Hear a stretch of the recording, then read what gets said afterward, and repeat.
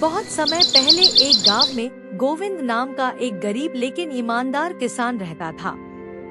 उसके पास बस एक छोटा सा खेत और एक टूटी फूटी झोपड़ी थी। वह मेहनत करके जैसे तैसे अपना और अपनी बूढ़ी माँ का पेट पालता था। गोविंद का जीवन कठिन था, पर वह कभी किसी से झूठ नहीं बोलता, न ही किसी का नुकसान करता। एक दिन गोविंद जंगल से लकड़ियां काट कर लौट रहा था कि रास्ते में उसे एक बूढ़ी औरत मिली, जो बहुत थकी और परेशान लग रही थी। गोविंद ने उसे पानी पिलाया और अपने झोले से रोटी निकाल कर दी। बूढ़ी औरत मुस्कुराई और बोली, मैं कोई आम औरत नहीं, बल्कि इस जंगल की चुड़ैल हूँ। पर तू सच्चा और दयालु इंसान है, इसलिए तुझे नुकसान नहीं पहुंचाऊंगी, बल्कि एक वरदान दूंगी।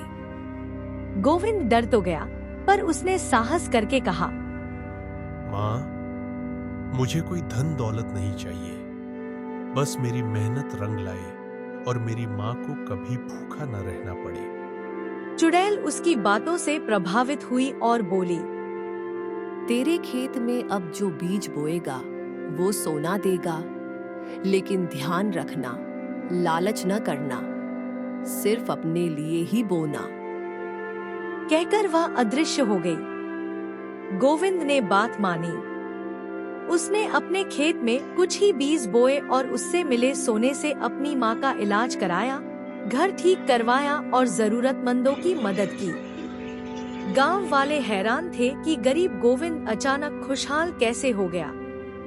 कुछ दिनों बाद एक लालची जमींदार ने जब यह बात सुनी तो उसने गोविंद को धमकाकर खेत का राज जान लिया और सारी जमीन में वही बीज बो दिए।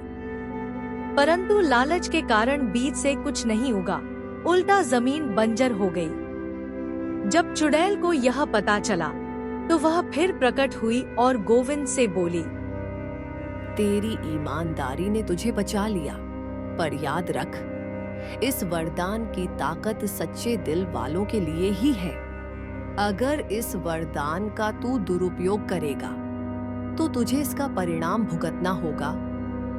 गोविंद ने जीवन भर न लालच किया, न अपने रास्ते से भटका।